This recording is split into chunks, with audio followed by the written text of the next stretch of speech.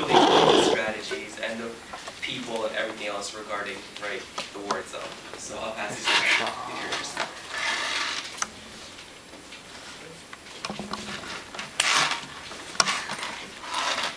So just answer some questions that we get.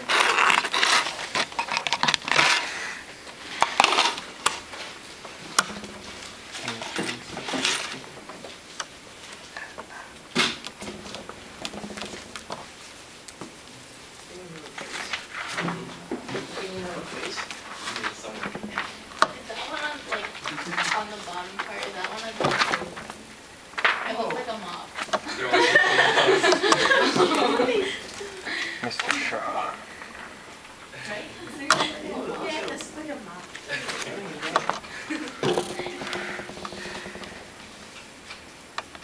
Oh, and very last thing I promise is that I can't show it on this school computer for whatever reason, but if you're interested in watching movies about the Civil War, there's an awesome movie called Gods and Generals, which talks about the early battles of war, which is the wars we're going through today.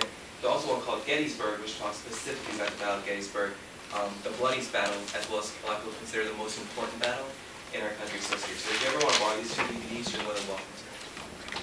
Mr. Shah, why haven't you charged your laptop? Sorry? Why haven't you charged your laptop when you... The screen is all like messed up, and then the DVD drive doesn't work, so a bunch of problems. So you're gonna use it? Yeah, I sent it in. I think some of you guys here may have like a certain attachment to your laptop, your computer, you know, and to not have it, you feel like a part of it was missing. I don't know how to describe it. It just feels weird. Yeah, it is.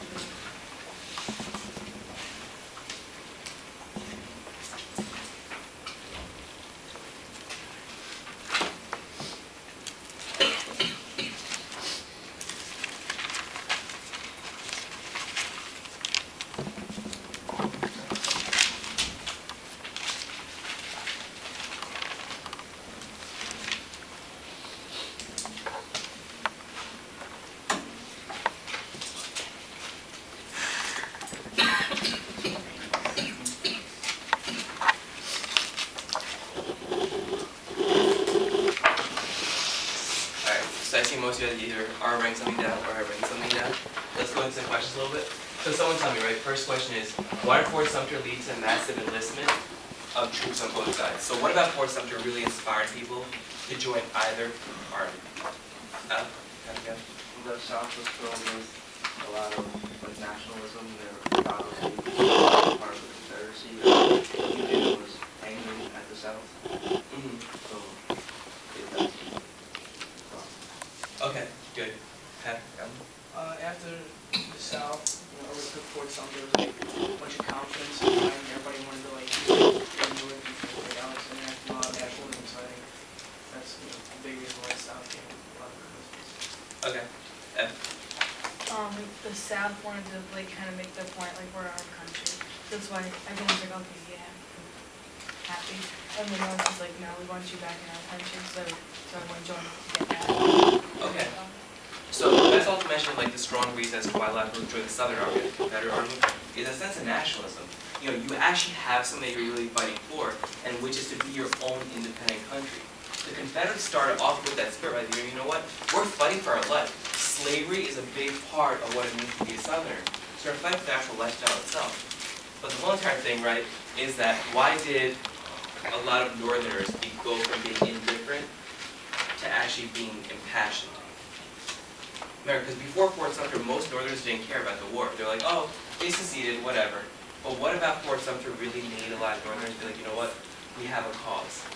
And They thought it was going to be like a big actual law, so that's nice. okay, that's one reason. What else though? What else about Fort Sumter really made a lot of people in the North want to join the war?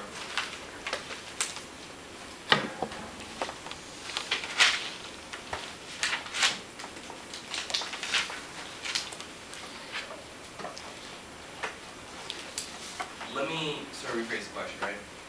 So before Fort Sumter, right, before the attack on the National Fort in Charleston Harbor, most Northerners didn't care the South had seceded. They're like, you know what, it happened, let's move past it.